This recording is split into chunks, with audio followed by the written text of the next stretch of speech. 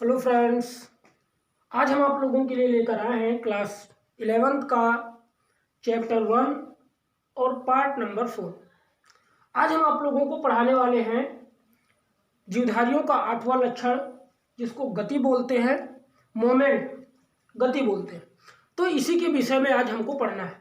इसके पहले 7वें पॉइंट में हमने कोशिका संरचना को पढ़ा था, सेल स्ट्रक्चर को पढ़ा था, जिसमें हमने आपको उसकी परिभाषा बताई थी कि कोशिका जीवन की संरचनात्मक एवं क्रियात्मक इकाई होती है। Cell is the structural and functional unit of life. तो उसमें क्या था, हमने बताया था कि एक कोश की होता है और दूसरा बहुकोश की होता है। तो एक कोश की जीव वे जीव होते हैं जिनका पूरा जीवन चक्र एक ही कोशिका में संपन्न हो जाता है, जैसे हमने बताया था जुगलीना, पैरामीशियम। तो ये सारे पॉइंट आपके एक कोश किए थे। फिर बात करते हैं बहुकोश की। तो बहुकोश की है जिनका जीवन, उन जीवों का जीवन जो एक से अधिक कोशिकाओं में पूर्ण हो, वो क्या होते हैं, बहुकोश की होते हैं। इसमें हमने आपको बताया था जैसे पादप हो गए, जंतु हो गए, कवक हो गए, कुछ इस तरह के आते हैं। तो ये सारे पॉइंट आपको क्लियर हो गए थे। तो अब हम बात करते हैं गति की। अच्छा, आप गेस करो, दिमाग लगाओ कि सजीवों में गति कैसे होती है, किस प्रकार के मोमेंट होते हैं और ये कैसा लक्षण है। क्या ये निर्जीव में नहीं होता है? तो आप बोलेंगे कि हाँ, निर्जीव में भी होता है। जैसे गेंद है, लुढ़कती हुई चली जाती है, तो क्या है, ये भी एक प्रकार की क्या है, गति है, और गेंद क्या है, निर्जीव है। तो इसको हम विशिष्ट लक्षण नहीं कह सकते हैं, एक मुख्य लक्षण है। चलो आइए कुछ कॉन्सेप्ट सीखते हैं, वीडियो को स्टार्ट करते हैं। गति लिखा है, ये जीवधारियों का मुख्य लक्षण है। कोशिका के अंदर जीव द्रव्य, जो हमने पढ़ा रखा है, जीव द्रव्य भ्रमण अथवा संपूर्ण पौधे जैसे क्लेमाइडोमोनास एक स्थान से दूसरे स्थान पर मूव करता है। अब इसको हम विस्तार से समझते हैं। गति की बात करें, मोमेंट की बात करें, तो जो हमने कल आपको एक कोशिका बनाई थी और कोशिका में आपको गोल्गी बॉडी, केंद्रक, माइटोकॉन्ड्रिया, हरित लवक, तो ये सारे जो हैं वो उसी कोशिका में क्या करते हैं, एक दूसरे स्थान पर मोमेंट करते रहते हैं। वही यहाँ पर लिखा हुआ है कि जीवधारियों का मुख्य लक्षण है कोशिका के अंदर जीव द्रव्य भ्रमण अथवा संपूर्ण पौधों का, कुछ पौधे ऐसे होते हैं जिसका हमने नाम लिख रखा है क्लेमाइडोमोनास। ये ऐसा पौधा है जो एक स्थान से दूसरे स्थान पर मूव करता है। तो हम कह सकते हैं कि सजीवों में एक लक्षण ये भी है कि वो गति करते हैं। और कुछ एग्जाम्पल देखते हैं। जैसे आपने देखा होगा, चाहे वो धान का पौधा हो, इस समय तो धान क्या हो रहा है, बालियां बाहर निकल रही हैं। तो वहां पे जब आप ध्यान से देखोगे तो वहां पे आपको जो पौधे की बालियां होंगी, ध्यान से समझना,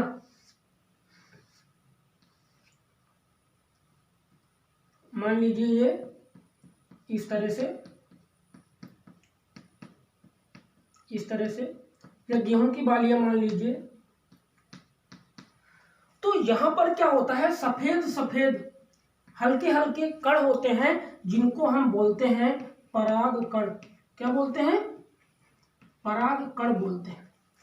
तो इनमें किस प्रकार गति होती है, युग्मक बनता है, युग्मक से जब बालियां निकलती हैं तो ये क्या करती हैं, एक पौधे से उड़ करके दूसरे पौधे के परागकोश पर पहुंच जाती हैं। क्या पहुंच जाते हैं, पराग कण, और उनमें भी फॉर्मेशन हो जाता है और नए पौधे का निर्माण हो जाता है और उसमें भी फल लग जाते हैं। तो ये परागकण होते हैं। तो इसमें भी एक प्रकार की गति होती है, मोमेंट होता है कि परागकण क्या होते हैं, जब हवा तेज चलती है तो स्वपरागण, परपरागण, अभी जब हम आगे पढ़ेंगे चैप्टर तो वहां पर आपको बहुत विस्तार से समझाएंगे। तो यहाँ पर सिर्फ आपको इतना समझना है कि मोमेंट कहाँ कहाँ पर होता है। तो एक तो पौधों का हो गया कि जो परागकण होते हैं वो एक स्थान से उड़ करके दूसरे स्थान पर या दूसरे पौधे के परागकण पर पहुंच जाते हैं, ऊपर परागकोश पर। जैसे ये होता है, यहाँ पर हम बनाए दे रहे हैं। तो यहाँ से क्या होता है, मान लीजिए ये कोई पौधा है, तो यहाँ से जब परागकण उड़ते हैं तो यहाँ पर आके ये परागकण इस तरह से बैठ जाते हैं। यहाँ पे परागकण, मान लीजिए किसी पौधे में हवा चली, परागकण गिर गए, तो जो परागकण गिर जाते हैं वो फिर किसी काम के नहीं होते हैं। जब हवा चलती है तो दूसरे पक्षियों द्वारा भी परागण होता है। कुछ पक्षी, जैसे मान लीजिए कोई तितली है, वो यहाँ पे बैठी और उसके पंजे में वो परागकण फंस जाते हैं, और जैसे ही वो उड़ के जाता है दूसरे पौधे पर बैठता है तो वो परागकण उसके पैर से वहीं पर छूट जाते हैं और परागण हो जाता है। तो ये सारा कॉन्सेप्ट है। तो ये भी एक प्रकार का क्या है, मूवमेंट है। क्या है, ये भी एक प्रकार का मूवमेंट है। तो इस तरह से आप कह सकते हो कि यहाँ पर भी गति हो रही है। अच्छा, और समझते हैं, एक एग्जाम्पल लेते हैं। जैसे मान लीजिए कोई व्यक्ति है ना, तो वो क्या करता है, भोजन के लिए, है ना, हम लोग क्या करते हैं, हम सजीव हैं, अपने परिवार को चलाने के लिए, अपने भोजन एकत्रित करने के लिए क्या करते हैं, हम भी एक स्थान से दूसरे स्थान पर क्या करते हैं, मूवमेंट करते हैं, गति करते हैं। समझते रहना है आपको, ठीक। मूवमेंट करते हैं, गति करते हैं एक स्थान पर, किसके लिए, अपना जीवन यापन करने के लिए हम एक स्थान से दूसरे स्थान पर, चाहे वो कमाने के लिए जाते हैं, जो जानवर है वो भी एक दूसरे स्थान पर जाते हैं, आवास के लिए, अनुकूल वातावरण के लिए, है ना। तो ये सारी चीज़ें किसके अंतर्गत आती हैं, गति के अंतर्गत आती हैं। तो गति के अंतर्गत आती हैं। अब हमने आपको पूरा कॉन्सेप्ट समझा दिया। अब गति के विषय में आप अच्छे से लिख सकते हो कि कहाँ कहाँ पर गति होती है और किस प्रकार गति होती है। तो इस तरह के मोमेंट भी जीवधारियों के लक्षण में आते हैं। यह एक मुख्य लक्षण है, विशिष्ट लक्षण इसको हम नहीं कह सकते हैं। तो आपको पता हो गया कि जीवद्रव्य में क्या होता है, इधर उधर जो माइटोकॉन्ड्रिया हरित लवक है वो मूवमेंट करते हैं, तो वो भी एक प्रकार का क्या है, गति है। पौधे में भी हमने एग्जाम्पल दे दिया कि परागकण का। जीवधारियों में भी हमने बता दिया कि वे अपने आवास के लिए, अनुकूल वातावरण के लिए एक स्थान से दूसरे स्थान पर गमन करते हैं। तो ये भी एक प्रकार का क्या है, मोमेंट है या गति है। तो इस तरह से ये 8वां पॉइंट आपका क्लियर हो गया। अब हम चलते हैं 9वें पॉइंट के लिए, जिसका नाम है श्वसन। अब बात करते हैं श्वसन की। तो सिंपल सा क्वेश्चन है, आप इसको देख रहे होंगे तो आपको लग रहा होगा कि आपने हाई स्कूल में भी पढ़ा है, 9th में भी रहा होगा, 8th में भी, 7th में भी। तो ये श्वसन अगर पूछे तो आप सिंपल भाषा में बोलोगे कि सांस लेने की प्रक्रिया ही क्या है, श्वसन है। हमने अपने वीडियो में क्लास 10 के चैप्टर में जय प्रक्रम में ये पढ़ा भी दिया है, रिस्पायरेशन, श्वसन। तो यहाँ पे कुछ क्वेश्चन बनते हैं जो आपके दिमाग में भी आ रहे होंगे और मेरी भी सोच है, तो वो क्वेश्चन मैं आपसे पूछना चाहता हूँ। पहला, कि हम सांस क्यों लेते हैं। पहला क्वेश्चन कि हम सांस क्यों लेते हैं, तो आप सीधा सा क्वेश्चन बोलोगे कि सर ऑक्सीजन के लिए, है ना। अच्छा, ऑक्सीजन क्यों लेते हैं, तो आप बोलोगे जीने के लिए, है ना। तो ये सारे क्वेश्चन हैं, तो इसको हम डिटेल में समझने वाले हैं। तो सबसे पहले तो श्वसन आप सीधा जानते हो कि सांस लेने की प्रक्रिया श्वसन है। अच्छा, वायुमंडल में जो है बहुत सारी गैसें विद्यमान होती है, ये भी आपने पढ़ा है। तो वायुमंडल से हम ऑक्सीजन ही लेते हैं, ऐसा क्यों, ये भी एक क्वेश्चन है। तो इन सारे क्वेश्चनों का निवारण हम करने वाले हैं। तो अब आप से ये कहें कि हम देखो इसका आंसर समझ लो। पहले क्वेश्चन हमने क्या किया कि वायुमंडल में बहुत सारी गैसें विद्यमान होती हैं लेकिन हम सिर्फ ऑक्सीजन लेते हैं, ऐसा क्यों, ये क्वेश्चन। इसका आंसर क्या है कि जब हम भोजन करते हैं, डाइजेशन में हमने पढ़ा दिया है, आप हमारे चैनल पे अगर नए हो तो वीडियो को अंत तक देखो। अभी सब्सक्राइब मत करना, जब वीडियो आपको पसंद लगे, अच्छा लगे तो बाद में सब्सक्राइब करना। और अगर आपने सब्सक्राइब कर रखा है तो उसमें हमने टॉपिक डाल रखा है श्वसन का, वहाँ पे जाके आप पढ़ोगे तो क्लियर हो जाएगा। तो कुछ क्वेश्चन हैं छोटे छोटे जो हम आपको क्लियर करा दे रहे हैं। तो श्वसन में अब ऐसा क्यों करते हैं, तो इसका रीजन क्या होता है कि जब हम भोजन करते हैं तो भोजन में क्या होता है, भोजन करते हैं फिर उसका पाचन होता है और ग्लूकोज का निर्माण होता है। तो इस ग्लूकोज को ऑक्सीकृत करने के लिए हम ऑक्सीजन को लेते हैं और बाकी गैसों को भेज देते हैं, सिर्फ ऑक्सीजन लेते हैं। समझ में आ गया। भोजन है, भोजन को ग्रहण किया, पाचन हुआ, उसका पाचन के बाद फिर ग्लूकोज बनता है जिससे हमको क्या मिलती है, एनर्जी मिलती है, ऊर्जा मिलती है। तो इसी ग्लूकोज को ऑक्सीकृत करने के लिए हम ऑक्सीजन ही लेते हैं, बाकी गैसों को वापस भेज देते हैं। ये इसका रीजन है, ये आप बता सकते हो अगर कोई क्वेश्चन करे तब। अगला, अगर हम बात करें कि इसको अब यहाँ पर आप फर्स्ट ईयर की क्लास पढ़ रहे हो तो इस श्वसन को किस प्रकार परिभाषित करेंगे, तो ध्यान से समझना कि जब कार्बोहाइड्रेट्स, वसा, प्रोटीन, इन सब का ऑक्सीकरण होता है, समझ रहे हो ना, श्वसन में कार्बोहाइड्रेट्स, वसा, प्रोटीन, इन सब का क्या होता है, ऑक्सीकरण होता है और ऊर्जा मुक्त होती है। और उसी ऊर्जा से हम अपने जीवन के दैनिक कार्यों को, इसी ऊर्जा से हम अपने जैविक क्रियाओं को संपन्न करते हैं। इसी पूरी प्रक्रिया को ही क्या कहते हैं, श्वसन कहते हैं। क्या कहते हैं, श्वसन कहते हैं। ये आपने समझ लिया। अच्छा, आप थोड़ा बात करते हैं कि आपने देखा होगा जब हम दौड़ते हैं तो दौड़ने के बाद जब रुकते हैं तो थक जाते हैं। तेज दौड़ने पर क्या होता है, हम अपने आप में थकान महसूस करते हैं।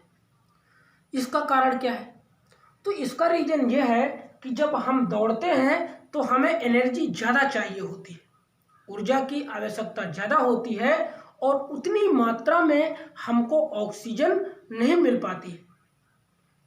तो पहले हम इसको समझ लेते हैं कि जैसे ग्लूकोज बन गया C6H12O6, इसका हम ऑक्सीकरण कराएंगे 6O2, तो क्या बनेगा 6CO2 प्लस 6H2O और 673 किलो कैलोरी ऊर्जा के रूप में मिलेगी। ध्यान से समझना हमारी बात को। क्या बन गया, कार्बन डाइऑक्साइड बन गया, जल बन गया और 673 किलो कैलोरी ऊर्जा जो है वो मुक्त होगी, निकलेगी, मतलब कि ग्लूकोज।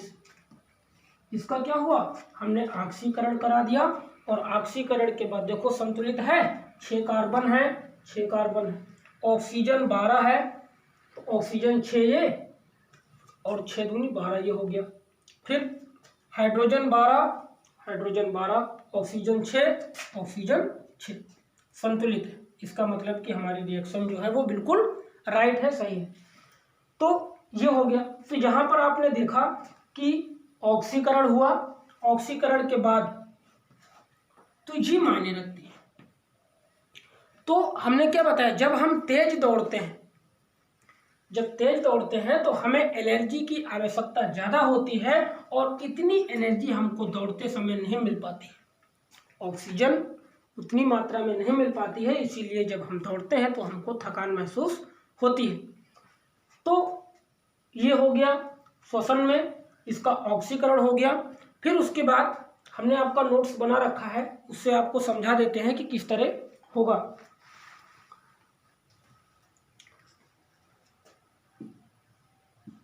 तो अब यहाँ पे हम समझते हैं, एक रिएक्शन और देखते हैं जिससे कि आपको ये पूरा कॉन्सेप्ट जो है वो समझ में आ जाए। देखो, जब हम दौड़ते हैं आपने देखा होगा कि श्वसन 2 टाइप्स का होता है। एक होता है वायवीय श्वसन, वायवीय, और दूसरा होता है अवायवीय। ये भी हमने पढ़ा दिया है। तो यहाँ पे आपको थोड़ा सा बेसिक समझ लेना है। वायवीय मतलब ऑक्सीजन क्या हो, प्रेजेंट हो, ऑक्सीजन प्रेजेंट हो, और अवायवीय मतलब ऑक्सीजन क्या हो, एब्सेंट हो, एब्सेंट हो। तो यहाँ पे जब क्या होता है, जब हम दौड़ते हैं तो ऑक्सीजन उतनी नहीं मिल पाती है, तो जो है वो क्या होता है, C6H12 जो ग्लूकोज है ये क्या करता है, ऑक्सीजन की अनुपस्थिति में, समझ रहे हो, ऑक्सीजन की अनुपस्थिति में क्या करता है, यहाँ पर ऑक्सीजन क्या है, एब्सेंट है, ऑक्सीजन एब्सेंट होता है, तो ये क्या बनाता है, लैक्टिक अम्ल बनाता है, लैक्टिक अम्ल बनाता है। और उसके बाद क्या होता है, सिर्फ 28 किलो कैलोरी ऊर्जा ही हमें प्राप्त होती है। तो आप कह सकते हो कि लैक्टिक अम्ल के जमाव के कारण, किसके कारण, जमाव के कारण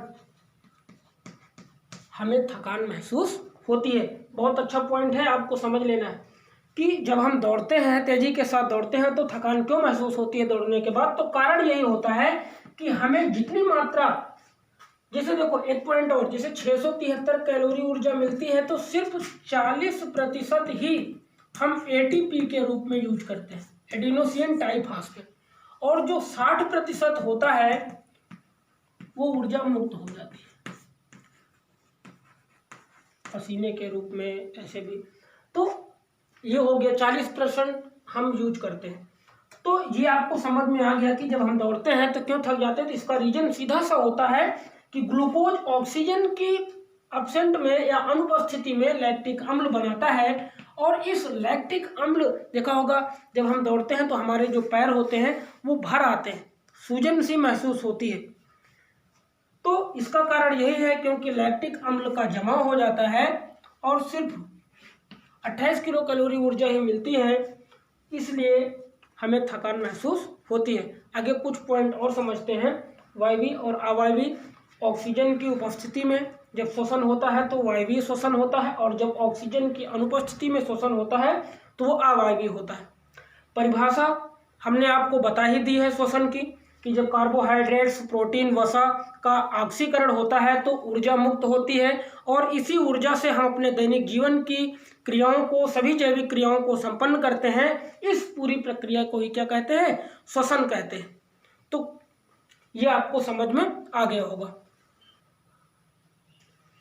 अब देखो हमने भी क्या बताया कि 40% ऊर्जा जो है वो एटीपी के रूप में प्राप्त होती है, 60% ऊष्मा मुक्त होती है। इसको हम कैसे क्लियर करें, कैसे पता करें कि 60% जो ऊर्जा है वो बाहर निकलती है, मुक्त होती है। आपने देखा होगा जब बहुत ठंडी पड़ती है तो हम ठंडियों में क्या करते हैं, अपने हाथ को ऐसे ऐसे रगड़ते हैं, है ना। जब हाथ को रगड़ते हैं तो कुछ समय के बाद हम दूसरे को जब या अपने ही गाल पर छूते हैं तो क्या होता है, गर्म महसूस होता है। तो इसका मतलब है कि ऊर्जा मुक्त हो रही है। क्लियर हो गया।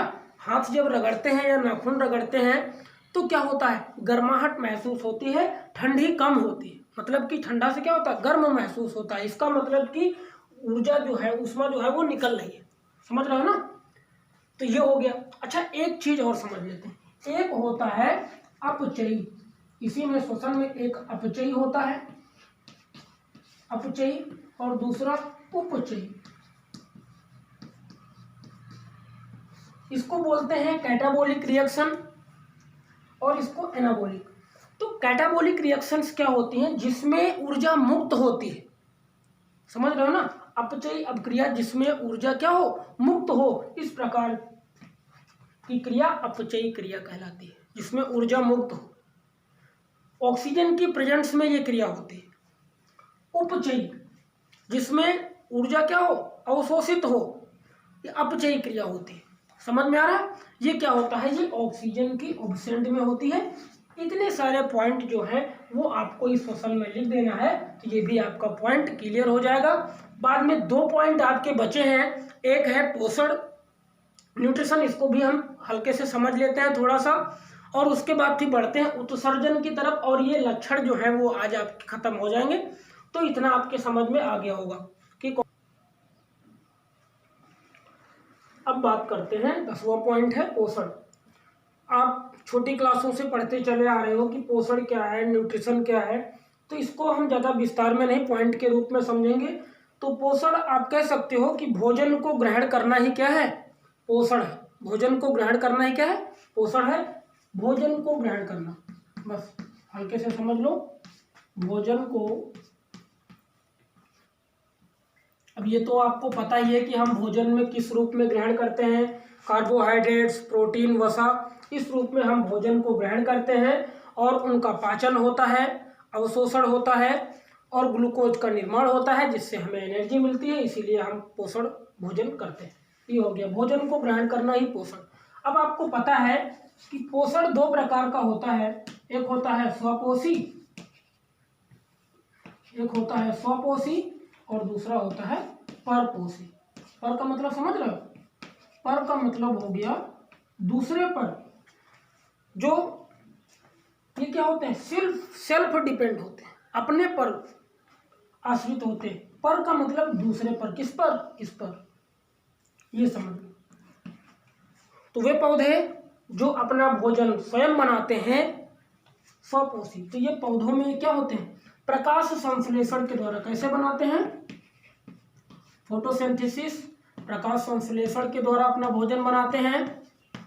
सूर्य के प्रकाश, ऑक्सीजन की प्रेजेंस में नीचे जड़ों के द्वारा जल को अवशोषित करके प्रकाश संश्लेषण की क्रिया को पूरा करते हैं। तो प्रकाश संश्लेषण के द्वारा एक रसायन संश्लेषण, ये तो हो गया कि नेचर द्वारा भोजन बनाते हैं। कुछ रासायनिक विधियों द्वारा भी पौधों को भोजन तैयार किया जाता है। संश्लेषित लाइटें लगाकर, उनको प्रकाश दिखाकर उनसे भोजन तैयार करना पौधों के लिए, तो ये भी रसायन में होता है। तो रसायन संश्लेषी के द्वारा भी हम भोजन ग्रहण करते हैं। स्वपोषी, परपोषी तो याद करने की जरूरत ही नहीं है। प्रकाश संश्लेषण के द्वारा ये अपना भोजन क्या बनाते हैं, स्वयं बनाते हैं। स्वपोषी, परपोषी जो अपने भोजन के लिए स्वपोषी पर आश्रित रहे, ऐसे जीव परपोषी जीव कहलाते हैं या परपोषी पौधे कहलाते हैं। पर मतलब दूसरे पर, किस पर, ये पौधे हैं और इन्हीं पौधों पर हम लोग डिपेंड होते हैं, क्योंकि हम अपना भोजन पौधों से ही प्राप्त करते हैं। तो ये हो गया, आप कह सकते हो कि परपोषी जो इन पर डिपेंड हो। पोषण में हमने बता दिया कि कार्बोहाइड्रेट्स, वसा, प्रोटीन, ये सारी चीज़ों का हम भोजन के रूप में ग्रहण करते हैं और इन्हीं का अवशोषण होता है। एक चीज आपको और बता दे, जो वसा होता है, जैसे देखो इंस्टेंट एनर्जी के लिए डॉक्टर सलाह देते हैं कि ग्लूकोज की कमी, उससे क्या होता है, हमें तुरंत एनर्जी प्राप्त होती है। एनर्जी तो प्राप्त होती है अगर हम दूध पिएं, घी खाएं, लेकिन इन सारी प्रक्रियाओं में हमें समय बहुत लगता है। जैसे मान लीजिए अब हम घी खा लिए हैं और दूध पी लिए, लेकिन क्या वो तुरंत हमें एनर्जी प्रदान करेगा? तो आंसर है नहीं, वो हमें तुरंत एनर्जी प्रदान नहीं करेंगे। अब उनका पाचन होगा, फिर उसके बाद अवशोषण होगा, फिर उसके बाद वो लास्ट स्टेज में ग्लूकोज में परिवर्तित होंगे, फिर हमें एनर्जी प्राप्त होगी। तो इन सारी प्रक्रिया में काफ़ी समय लगता है, इसलिए ग्लूकोज एक अच्छा माध्यम है जिससे हमें तुरंत एनर्जी प्राप्त होती है, क्योंकि हम डायरेक्ट ग्लूकोज पी रहे हैं। और जो पहले हमने खाया था वो ग्लूकोज बनने वाली चीज़ें खाई थी, ग्लूकोज स्वयं खाएंगे तो उसका अलग बात होगा। तो वसा में सबसे ज़्यादा हमें ऊर्जा प्राप्त होती है, तो ये आपका पोषण हो गया। अब उत्सर्जन है, लास्ट पॉइंट है, ये भी समझ लेते हैं। उसके बाद हम आपको कुछ क्वेश्चन देंगे जिनको आपको हमारे यूट्यूब के कमेंट बॉक्स पर उसका आंसर देना है। तो उत्सर्जन समझ लेते हैं और इस वीडियो को वहीं पर ख़त्म करते हैं, ठीक। अब बात करते हैं उत्सर्जन की। तो पहले बेसिक समझ लो, हमने भोजन को ग्रहण किया, उसका अवशोषण हुआ, पाचन हुआ, और लास्ट में जो प्रक्रिया आती है उसी को हम बोलते हैं उत्सर्जन। तो पाचन के बाद जो उस भोजन का उपयोगी पदार्थ होता है वो हमारी कोशिकाओं द्वारा अवशोषित कर लिया जाता है, रक्त कोशिकाओं द्वारा अवशोषित कर लिया जाता है, और शेष बचे हुए अनपचे पदार्थ को हम शरीर के बाहर निकाल देते हैं। इसी प्रक्रिया को हम उत्सर्जन बोलते हैं। कुछ समझ में आ रहा है? उत्सर्जन तो क्या कह सकते हो आप कि शरीर में आने वाले अपशिष्ट पदार्थों को शरीर में बनने वाले अपशिष्ट पदार्थों को शरीर से बाहर निकालने की प्रक्रिया को ही क्या कहते हैं? उत्सर्जन कहते हैं। जैसे अभी हमने एक रिएक्शन दी थी, इसमें अगर आपने ध्यान दिया हो तो C6H12O6 ग्लूकोज का जब हम यहाँ पर ऑक्सीकरण कर रहे थे तो आपने देखा था कि CO2 बन रहा था, जल बन रहा था और 673 किलो कैलोरी ऊर्जा मुक्त हो रही थी। तो ये क्या है? यही आपका अपशिष्ट पदार्थ है ना। जब हम श्वसन करते हैं, सांस लेते हैं, तो हम ऑक्सीजन लेते हैं और शरीर का कार्बन डाइऑक्साइड CO2 क्या करते हैं? बाहर निकालते हैं। तो ये क्या है, एक अपशिष्ट पदार्थ है जो हम उत्सर्जन के द्वारा, यूराइटर के द्वारा, ठीक, तो इस तरह से हम उस पदार्थ को शरीर के बाहर त्याग देते हैं। तो ये हो गया हमारा कार्बन डाइऑक्साइड। उत्सर्जन में यही आपने पढ़ा कि हमारे शरीर में बनने वाले अपशिष्ट पदार्थों को शरीर से बाहर निकालने की प्रक्रिया ही क्या है, उत्सर्जन है। अब बात करते हैं, ये आपके आज इस चैप्टर पार्ट नंबर 4 में जीवधारियों के लक्षण समाप्त होते हैं। आगे हम नामकरण पद्धति पढ़ेंगे, तो वहाँ पर आपको थोड़ा बहुत जो पॉइंट बचे हैं वो आपको समझना है। तो आज हम आपको वीडियो के अंत में, वीडियो का अंत ही है, आपका ये उत्सर्जन भी समाप्त हो गया है, कुछ क्वेश्चन देते हैं जो आप पार्ट 1, पार्ट 2, पार्ट 3 में पढ़ चुके हो। तो 5 क्वेश्चन आज हम आपको देंगे जिनको आपको हल करके कमेंट बॉक्स पे कमेंट करना है। पहला क्वेश्चन आपका है कि कौन कौन से लक्षण हैं जो जीवधारियों के विशिष्ट लक्षण हैं। पहला क्वेश्चन, कौन कौन से लक्षण हैं जो जीवधारियों के विशिष्ट लक्षण हैं। दूसरा क्वेश्चन कि हम ऑक्सीजन क्यों लेते हैं। दूसरा क्वेश्चन, ऑक्सीजन क्यों लेते हैं। तीसरा क्वेश्चन है कि श्वसन कितने प्रकार का होता है, अभी हमने पढ़ाया है, वो आपको बताना है। फिर चौथा क्वेश्चन है कि ग्लूकोज के एक मॉलिक्यूल के ऑक्सीकरण से कितना एनर्जी निकलता है वायवीय श्वसन में। अगला क्वेश्चन, हमारी मांसपेशियां क्यों थक जाती हैं। ये भी हमने बहुत अच्छे से समझाया है कि हमारी मांसपेशियां क्यों थक जाती हैं। तो आशा करता हूं कि ये वीडियो आपको बहुत अच्छा से समझ में आया होगा, और ये जो क्वेश्चन हमने बोले हैं इसे आप लोग कमेंट बॉक्स में करके ज़रूर बताएं, जिससे कि हमको पता चले कि आप लोग वीडियो को बहुत अच्छे से समझते हैं, देखते हैं और आप लोगों को पसंद आता है। और दोस्तों, वीडियो को ज़्यादा से ज़्यादा शेयर करें, क्योंकि आपकी एक हेल्प हमारे लिए बहुत कुछ हो सकती है, जिससे कि हम और अच्छी कोशिश कर सकें आप लोगों को पढ़ाने के लिए। तो ठीक है, आपका पार्ट नंबर 4 समाप्त होता है। मिलते हैं नेक्स्ट वीडियो में।